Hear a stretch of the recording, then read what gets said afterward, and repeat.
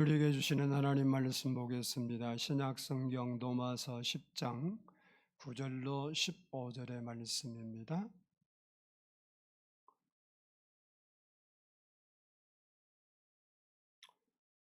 신약성경 로마서 10장 9절로 15절 254페이지입니다. 저와 한 절씩 나누어 봉독하겠습니다.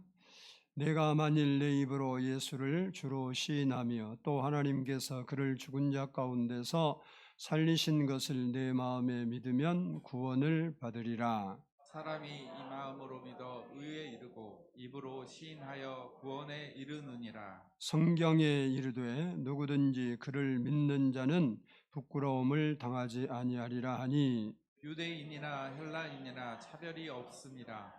한 분이신 주께서 모든 사람의 주가 되사 그를 부르는 모든 사람에게 부요하시도다. 누구든지 주의 이름을 부르는 자는 구원을 받으리라. 그런즉 그들이 믿지 아니하는 이를 어찌 부르리요? 듣지도 못한 이를 어찌 믿으리요? 전파하는 자가 없이 어찌 들으리요? 보내심을 받지 아니하였으면 어찌 전파하리요? 기록된 바 아름답도다 좋은 소식을 전하는 자들의 발이여 함과 같으니라. 아멘. 아멘. 이 시간에는 성가대 찬양이 있겠습니다.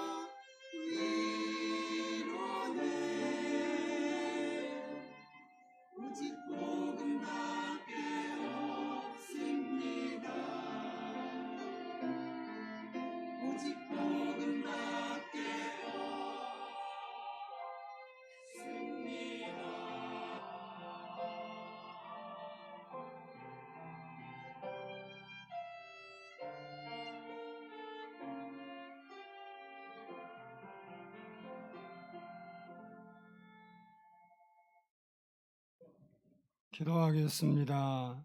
하나님, 오늘도 우리가 하나님 앞에 나와 예배하게 하신 것 감사합니다. 또 복음의 말씀을 들을 수 있게 해주신 것 감사합니다. 말씀 속에서 하나님 만나게 해주시고 또 하나님께서 우리 마음에 오셔서 역사해 주셔서 하나님 말씀이 살아있는 말씀으로 우리 삶의 역사하는 시간 되게 주옵소서. 늘 우리와 함께 하신 하나님께 감사를 올려드리오며 예수 그리스도의 이름으로 기도드리옵나이다. 아멘. 할렐루야. 우리 옆 사람과 한번 인사하겠습니다. 예수님은 행복의 길잡이입니다. 아멘이시죠? 한번 따라서 합니다. 행복에 이르는 길. 하나님께서는 우리 인간을 창조하시고 모든 피조물보다 행복한 위치에서 살도록 배려해 주셨습니다. 에덴 동산을 선물로 주셨고 만물을 통치할 수 있는 권세도 주셨고 그리고 부부가 사랑하며 행복한 삶을 살 수 있도록 가정을 만들어 주셨습니다. 그러나 그런 행복한 삶도 잠시 잠깐밖에 누리지 못하고 스스로 불행한 자리로 걸어갔습니다. 그것은 창조주 하나님의 법을 어기고 죄를 범했기 때문에 그 대가로 부부가 신뢰를 잃어버리게 되었고 그리고 행복의 동산인 에덴 동산에서 쫓겨났습니다. 뿐만 아니라 평생을 수고하고 땀을 흘려야 먹고 사는 불행한 인생으로 전락하게 되고 말았던 것입니다. 이렇게 불행에 빠진 인간들은 어떻게 하든지 자신의 힘과 노력으로 행복한 인생을 살아보려고 동분서주합니다. 그래서 보이는 현실에서 나름대로 결과를 얻고 이 땅에서 행복한 사람처럼 살아가는 분들이 많이 있습니다. 그러나 그 행복은 진정한 행복도 아니고 그리고 영원한 행복도 될 수 없습니다. 인간은 불행을 가져다 준 죄 문제를 해결하지 않고는 진정한 행복, 참된 만족, 평안을 누릴 수 없습니다. 성경은 죄 문제를 해결하지 못한 사람을 일컬어서 악인이라 이렇게 지칭을 하고 죄 문제를 해결한 사람을 일컬어 의인이라 부르고 있습니다. 분명한 것은 의인의 길은 하나님께서 인정하시고 그리고 복된 길로 행복한 길로 평안한 길로 인도하시지만 악인의 길은 속히 망하고 그리고 불행하게 된다고 성경은 말씀하고 있습니다. 잠언 24장 19절로 20절을 보면 악인의 형통함을 부러워하지 말라. 대저 행악자는 장래가 없겠고 악인의 등불은 꺼지리라 그랬습니다. 악인이 금방 잘 되는 것 같지만 잠시 잠깐 이 세상에서 잘 될 것 뿐이지 영원할 수가 없다는 말입니다. 그리고 시편 37편 34절에서는 여호와를 바라고 그의 도를 지키라. 그리하면 내가 땅을 차지하게 하실 것이라. 악인이 끊어질 때에 내가 똑똑히 보리로다 라고 말씀하고 있습니다. 그렇습니다. 우리가 죄 문제를 해결하고 사는 사람이 되어야 하나님의 축복을 받고 그리고 이 땅에서도 행복한 삶을 살고 다음 세상에도 행복하게 사는 진정한 행복에 이르게 되는 것입니다. 오늘은 우리가 행복에 이르기 위해서 어떻게 해야 되는지를 살펴보면서 세상에서 주는 행복은 잠시 잠깐이고 그리고 그 행복은 영원하지 않습니다. 그러나 하나님이 우리에게 주신 행복은 우리의 환경과 우리의 조건을 초월한 행복입니다. 그러한 영원한 행복을 여러분 마음에 소유하고 살 수 있기를 원합니다. 행복은 우리의 보이는 어떤 것에서 오지 않습니다. 돈이 행복을 주는 것도 아니고 권력이 행복을 주는 것도 아니고 내가 가진 어떤 것이 행복을 주는 것도 절대 아닙니다. 행복은 하나님이 우리 마음에 주셔야 행복할 수 있습니다. 그래서 행복이라는 것은 마음에 있고 생각에 있습니다.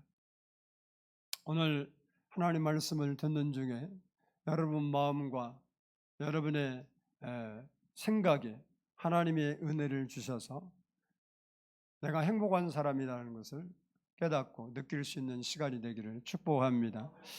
그러려면 먼저 따라서 합시다. 믿고 신해야 한다. 9절을 한번 보겠습니다. 9절 말씀 같이 읽습니다. 시작.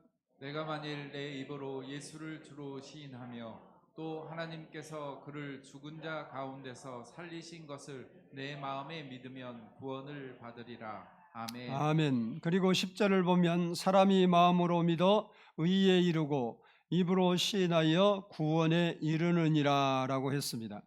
이 말씀들은 우리가 죄 문제를 해결하고 구원을 받으려면 예수님을 마음에서 믿고 입으로 시인해야 된다는 말씀입니다.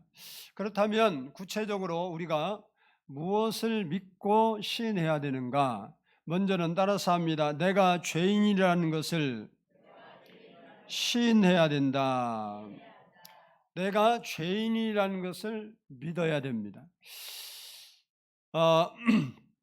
이 땅에 사는 모든 사람은 죄가 없는 사람이 한 사람도 없습니다. 왜냐하면 인간의 시조인 아담이 범죄한 이후 그 후손들은 다 죄인이 되었기 때문에 그렇습니다.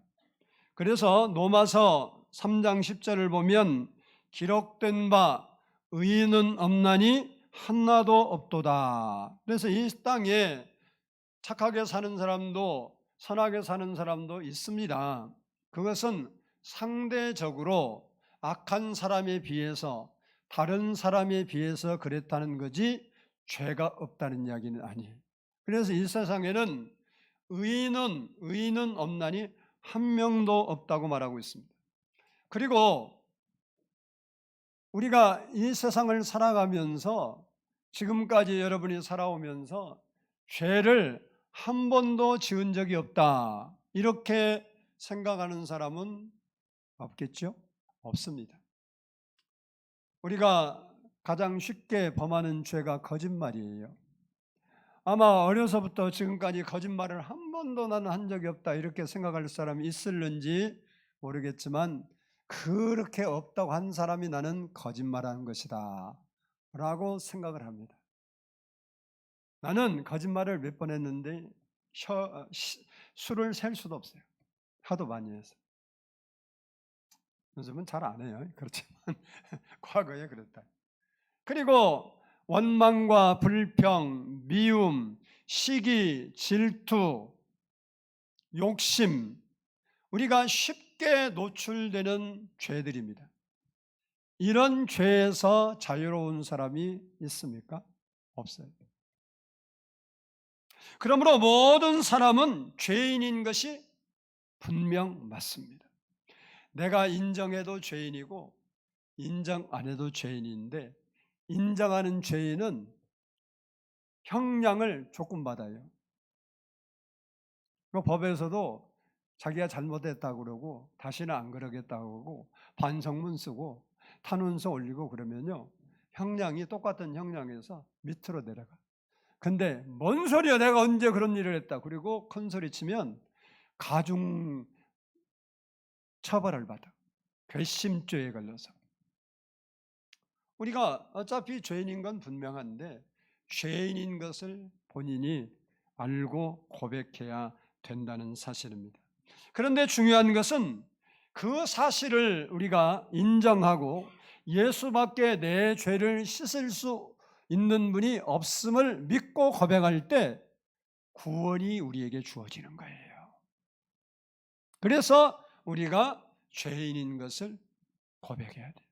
죄인이 아닌데 죄 용서함을 받을 필요가 없잖아요. 근데 모든 사람이 죄인이기 때문에 내가 먼저 인정해야 된다는 거예요.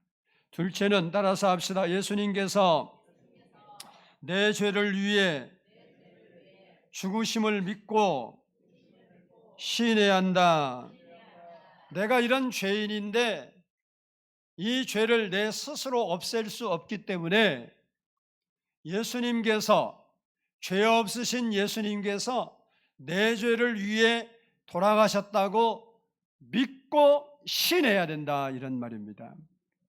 감옥에 있는 죄수는 자기 스스로 자기의 죄를 없애고 감옥에서 나올 수 없음과 같이 죄인인 인간은 하나님의 지옥 심판에서 절대로 벗어날 길이 없어요. 모두가 다른 말로 말하면 죄의 형벌을 받아야 한다라는 것입니다. 그런데 하나님께서 죄로 멸망당할 인간을 구원하시기 위해서 독생자 예수 그리스도를 이 땅에 보내주시고 온 인류의 죄를 대신 지시고 십자가에 죽게 하심으로 믿는 자들이 구원 얻을 수 있는 길을 열어주신 것입니다. 이것이 하나님의 사랑이에요.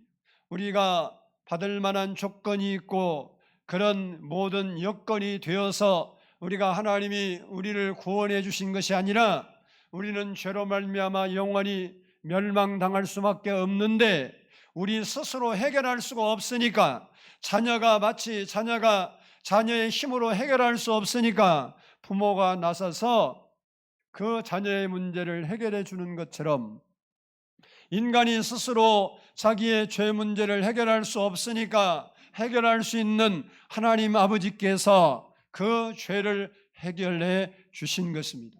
그래서 그것을 하나님의 사랑이라고 말합니다.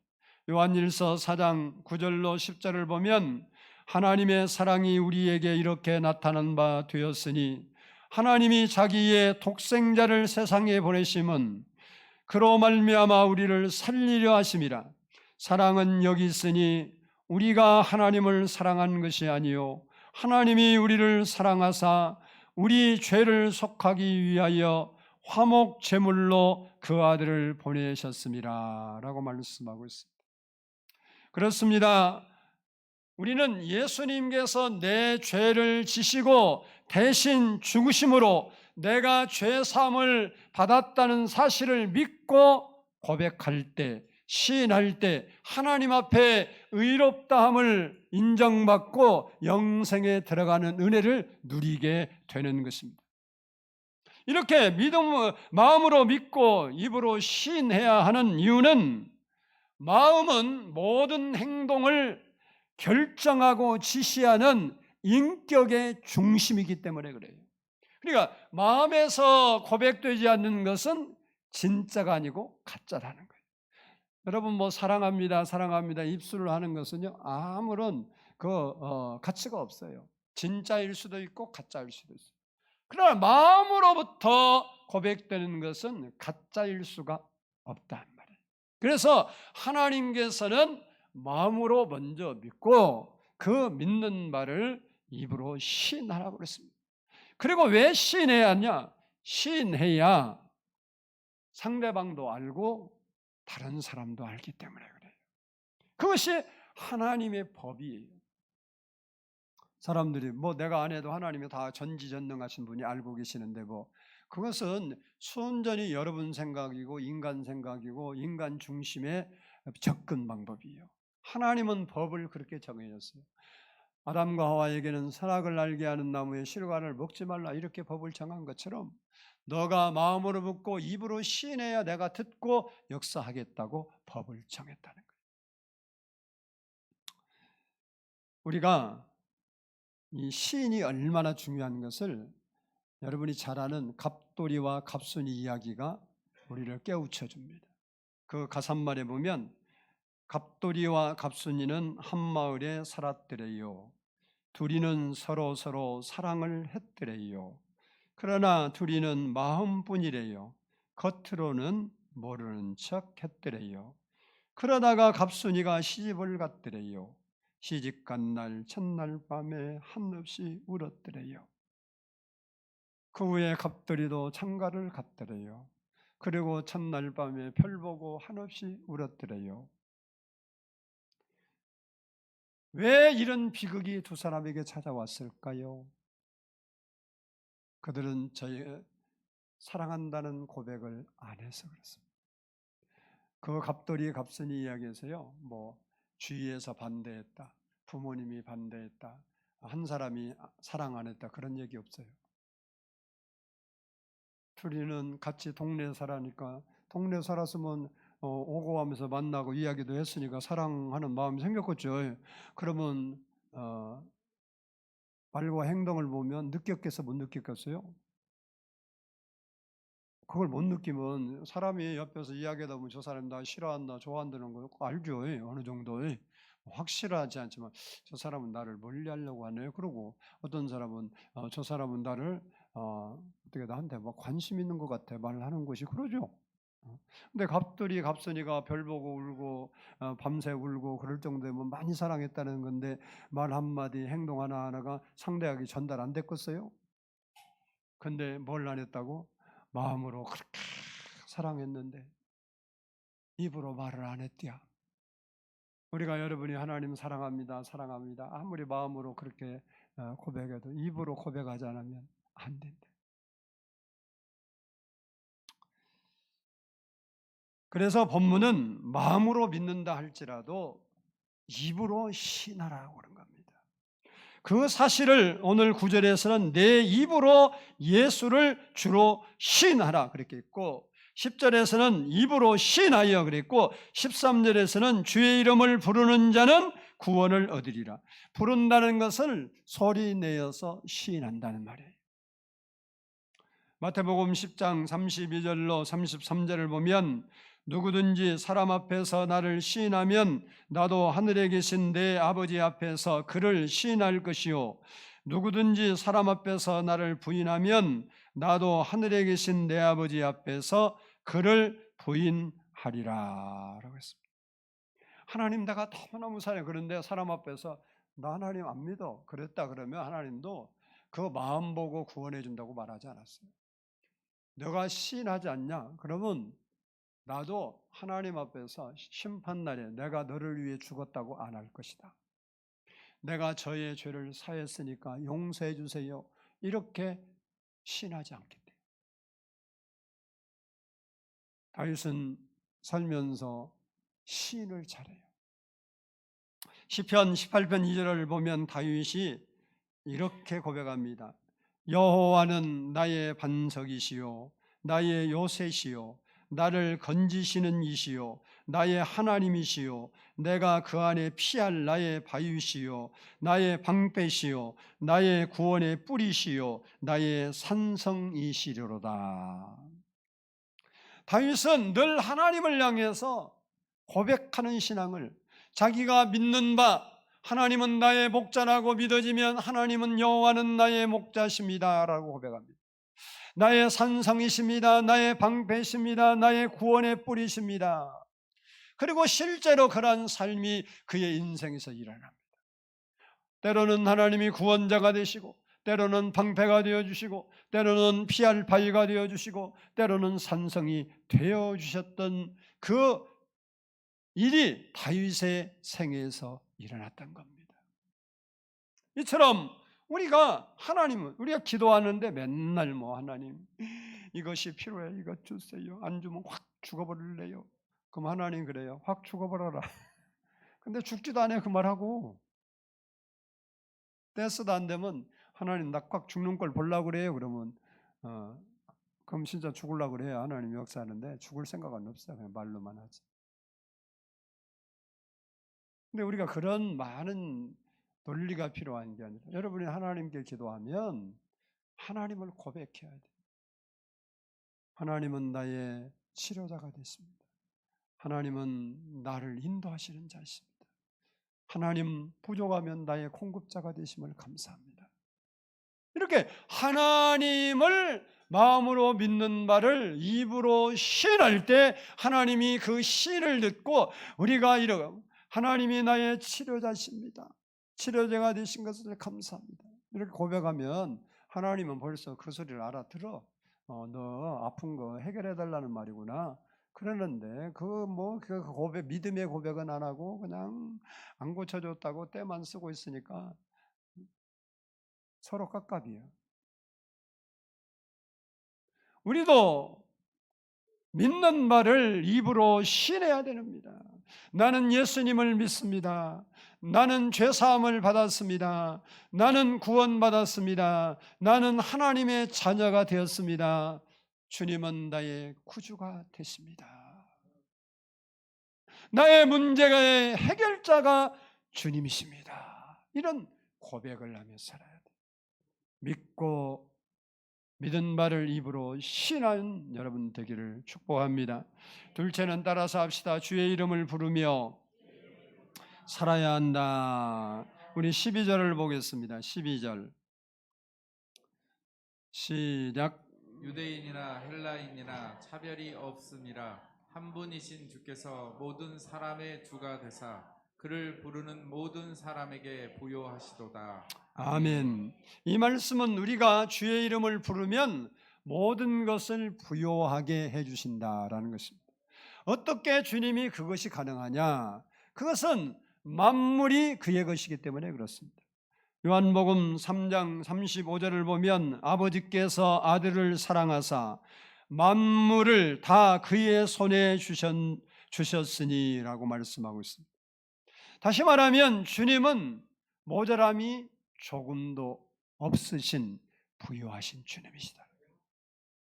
그래서 고린도후서 8장 9절을 보면 우리 주 예수 그리스도의 은혜를 너희가 알거니와 부요하신 이로써 너희를 위하여 가난하게 되심은 그의 가난함으로 말미암아 너희를 부요하게 하려 하심이라. 돈 없으면 이거 갖고 기도하면 돼요. 예수님 부자 되는데 이 세상에 오셔서 나 부자 되게 하려고 그렇게 가난하고 힘들게 사셨죠. 너무너무 감사합니다. 주님이 가난하게 되심 때문에 내가 부자로 살 수 있게 해주신 것 감사합니다. 고백을 해보세요. 하나님이 길을 내시고 사람을 만나게 하시고 환경을 바꾸시고 법을 바꾸셔서 우리 인생이 되게 하시는 거예요. 그렇습니다. 예수를 믿으면 영적으로도 부요하게 하시고 육신적으로도 부요하게 하시는 겁니다. 즉 마음도 부요하고 육체도 부요하게 하시고 삶도 부요하게 하시고 그리고 우리의 행복도 부요하게 하시고 아멘을 왜 안 해요? 그게 우리의 생명도 부요하게 하시는 겁니다. 여기에 주를 부른다는 말은 따라서 합시다. 기도한다는 말이다. 그렇습니다. 우리가 주의 이름으로 기도할 때 주님은 그 기도를 들으시고 우리를 부요케 하시는 겁니다. 기도하면 부요케 하시는 거예요. 부요케 한다는 것은 응답하는 사람에게 응답해주고 채워야 할 건 채우시고 고칠 것은 고치시고 그 말이야, 그 말. 여러분이 잘 아는 닉 부이치치라는 사람 알지요? 들어봤는데 호주에서 팔다리가 없는 장애인으로 태어났습니다. 어린 시절 그는 여러분이 생각해보면 알겠지만 심한 우울증과 그리고 따돌림을 당하며 삶의 의미를 찾지 못했어요. 내가 왜 살아야 하니? 나는 왜 이렇게 장애인으로 태어났을까? 여러분 그래도 두 다리 멀쩡한 거 감사합시다. 크게 감사합시다. 여러분이 이렇게 저는 이런 경우들을 이렇게 가끔 저도 생각해 봐요. 내가 그렇게 태어났으면 살 수 있을까? 장애우들 저희 아파트도 장애우가 있어요. 누구도 이름도 모르고 인사도 안 했지만 어떻게 하냐? 아버지 어머님이 늘 차로 이렇게 심하니까 침대채 이렇게 때로는 휠체어에 이렇게 데리고 다니는 것을 봤어요. 그런 걸 볼 때 어떻게 살까 그런 생각이 들어요, 사실은. 그러니까 닉 부이치치도 어려서 얼마만큼 다른 친구들도 친구 해주겠어요. 심한 우울증을 삶의 의미를 못 얻는데 기도를 통해서 자신의 존재의 의미를 찾게 됩니다. 그가 어느 날 요한복음을 읽다가 요한복음의 9장에 나오는 맹인으로 태어난 자의 그 기사를 읽으면서 깨달음을 얻었어요. 예수님께서 그 본문이에요. 그가 맹인으로 태어난 것은 부모의 죄 때문도 아니고 본인의 죄 때문도 아니라 하나님의 영광을 위하여 하나님의 일을 나타내기 위해서 그렇게 하셨다라는 그 말씀을 이 닉이 읽다가 새로운 소망을 갖게 되었습니다. 그는 자신에게 주어진 삶이 결코 우연이 아니라 하나님의 계획 속에서 특별한 목적이 있다고 믿게 되었습니다. 우리가 인생을 깨닫는 게 이렇게 중요해요. 팔다리 없는데 인생의 삶의 의미를 모르고 빨리 죽었으면 좋겠다 이런 생각으로 살았는데 어느 날 하나님이 그 인생을 깨우치니까 하나님의 특별한 계획이 내게 있을 수 있겠구나 그렇게 믿고, 그래서 17살 때부터 자신의 이야기를 중심으로 강연을 시작했고 우리나라도 많이 왔죠. 기업에서, 바로 교회에서도 많이 불렀지만 큰 기업에서 많이 불렀어요. 여러분이 봤죠? 나도 영상으로만 봤어요. TV에 나오는 거. 어느 때 책상 올려놓고 그 위에 올라가기도 하고, 팔다리가 없으니까 다 의족 찾죠. 의족. 근데 뛰어 올라가고 난리요. 근데 그렇게 하면서 전 세계를 돌며 희망의 메시지를 전했어요. 그의 강연은 많은 사람에게 희망을 주고 그리고 감명을 주었습니다. 그는 아내와 4 자녀를 둔 가정을 이루고 정신적 풍요와 물질적 풍요를 누리고 살고 있습니다.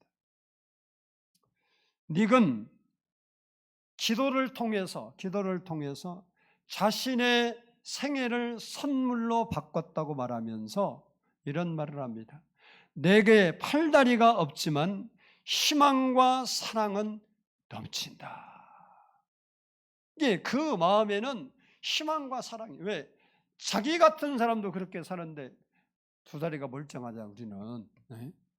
그게 우리가 불행하다고 생각하는 사람은 안 돼요. 여러분이 인생이 깝깝하고 불행하다고 그러면 숭환자실 한번 가봐. 그냥 거기에 코에다 뭐 끼고 자기 정신도 없이 누워있는 사람 봐봐.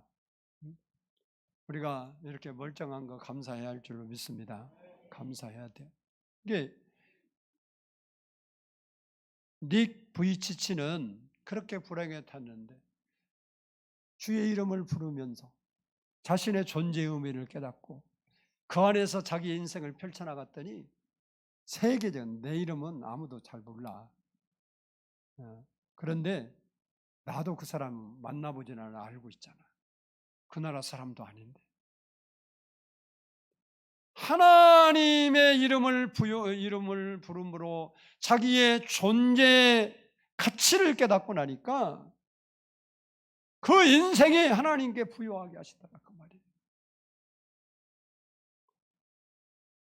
그렇습니다. 우리도 기도할 때 부여하게 하시는 하나님을 만나게 되고 그 하나님을 만나게 될 때 내 인생의 존재의 가치를 발견하게 되고, 그래서 의미 있고 가치 있는 삶, 부유하고 행복한 삶을 살 수 있게 되는 것입니다. 마지막으로 따라서 합시다. 복음을 전하며 살아야 한다. 우리 14절을 한번 보겠습니다. 14절 말씀. 14절 시작. 그런즉 그들이 믿지 아니하는 이를 어찌 부르리요? 듣지도 못한 이를 어찌 믿으리요? 전파하는 자가 없이 어찌 들으리요? 아멘. 먼저 믿는 우리가 복음을 전해야 할 이유는 전도를 통하지 않고서는 예수님을 알 수도 없고 예수님을 믿을 수도 없고 구원받을 수도 없고 천국 갈 수도 없기 때문에 그렇습니다. 그래서 금방 읽은 말씀처럼 듣지 못한 일을 어찌 믿으리요? 예수가 누군지를 모르는데 그분이 뭔 일을 한지를 모르는데 어떻게 믿겠느냐 이 말이에요. 그러므로 누군가가 전해준 복음을 듣고 먼저 예수를 믿게 된 우리는 당연히 복음을 듣지 못한 사람들에게 복음을 전해야 할 의무가 있는 거예요. 그것을 바울 사도는 나는 복음에 비친 자라 이렇게 고백을 하고 있습니다. 그리고 우리가 전도를 꼭 해야 할 이유가 뭐냐? 하나님께서는 전도에 미련한 것으로 구원하시기를 기뻐하시기 때문에 그래요. 사람들은 미련하라고 말하는데 그 방법으로 하나님이 복줄 자, 영생을 주실 자, 응답해 주실 자, 그 고쳐 주실 자를 하나님이 찾으신다는 거예요. 고린도전서 1장 21절을 보면 하나님께서 전도에 미련한 것으로 믿는 자들을 구원하시기를 기뻐하셨도다라고 했습니다. 그렇기 때문에 우리가 전도해야 돼요. 왜? 하나님이 내가 하는 전도를 통해서 구원할 사람을 찾고 계시기 때문에 그래요. 근데 우리는 전도는 특별한 목사나 하는 일이고 특별한 사람이나 하는 일 이렇게 생각하고 전도에 대해서 신경 끄고 사니까 하나님도 여러분에 대해서 신경 끄고 살아. 여러분이 하나님께 전도에 대해서 신경을 쓰고 살면 전도를 했든 못했든 전도를 어떻게든지 해보려고 하고 기도도 하고 구원시키려고 노력해야 하나님도 야, 내 소원인 전도를 저렇게 제가 하려고 노력하고 있구나. 그리고 은혜를 베푸실 거 아니에요. 하나님이 좋아한 것은 다 신경 끄고 나 좋아한 것만 신경 쓰며 주여 주여 그러니까 너는 어떻게 이기주의자도 그렇게 이기주의자냐? 나도 너한테 신경 끌란다. 그리고 하나님도 신경 안 써. 우리가 하나님의 은혜를 입었으면 당연히 복음을 전하는 것이 당연한 일이라. 하나님의 명령이고 예수님의 소원이고 성령님이 여러분 안에 오신 목적이 전도예요. 그래서 우리는 전도하며 살아야 돼요. 옆 사람에게 전도하며 삽시다. 옆 사람 보고 해요. 혼자 중얼거리지 말고 옆 사람 보고 전도하며 삽시다. 그리고 오늘 본문 15절을 보면 아름답도다 좋은 소식을 전하는 자들의 발이여 그랬습니다. 전도자의 발걸음이 어느 발걸음보다 아름답고 귀하다고 찬송하는 거예요.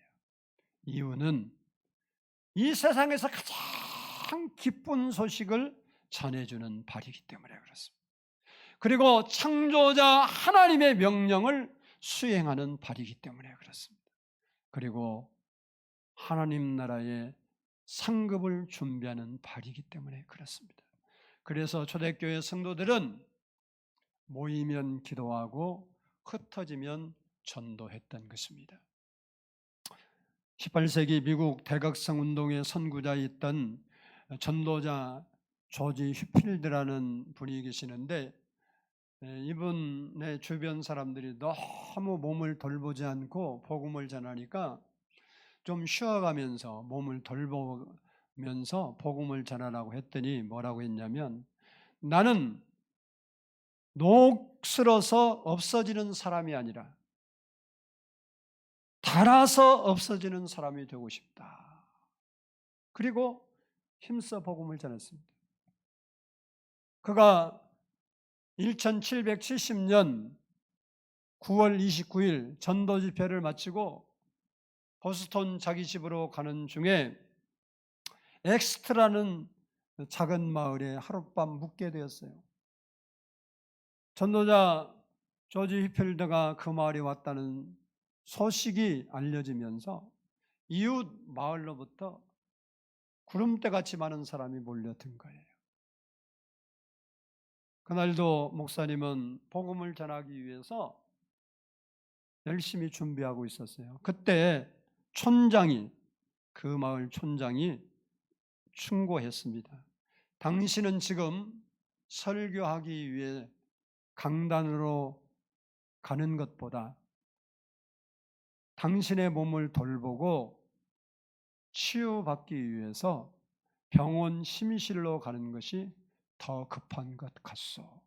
그만큼 몸이 지쳐 있었고 환자나 다름없는 병약한 상태에 있었어요. 그럼에도 불구하고 임시로 이제 사람들이 모이니까 임시로 쳐놓은 그 강단 밑에 무릎을 꿇고 기도했습니다. 주님, 저는 주님을 사랑합니다.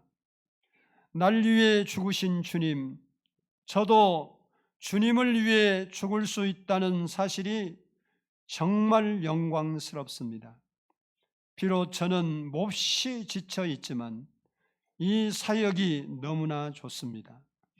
오늘 몰려온 저들에게 어떤 말씀을 증거하기를 원하십니까? 주님, 저에게 말씀하여 주옵소서. 내 혀끝에 마지막 힘이 남아있는 한, 내 다리에, 내 손끝에 마지막 힘이 남아있는 한 저는 복음을 증거하겠습니다. 내 영혼이 다 닳아서 더 이상 쓸모없을 때 주님이 저를 불러 가시옵소서. 이 기도를 마치고 휘필드 목사님은 혼신의 힘을 다해서 그날 밤 설교를 했습니다. 그날 밤 설교는 감동 그 자체였다고 합니다. 거기에 모인 성도들이 가슴이 뜨거워져서 모랫바닥에 뒹굴었다고 역사가들이 기록하고 있습니다. 그 다음 날이 주일날이었습니다. 아침 식사를 하시라고 목사님을 깨웠을 때 이미 그는 하나님의 부르심을 받고 천국으로 떠난 뒤였습니다. 이 얼마나 아름답고 행복한 인생 여행입니까? 그렇습니다. 행복에 이른 길은 예수님을 믿고 예수님의 이름을 부르며 기도하면서 복음을 전하는 삶이 진정한 행복한 삶입니다. 이것이 그리스도인으로서 가장 가치 있고 보람되고 행복한 삶인 것입니다. 바라기는 행복한 그리스도인으로서 남은 생애를 살아갈 수 있게 되시기를 주의 이름으로 축복합니다. 기도하겠습니다.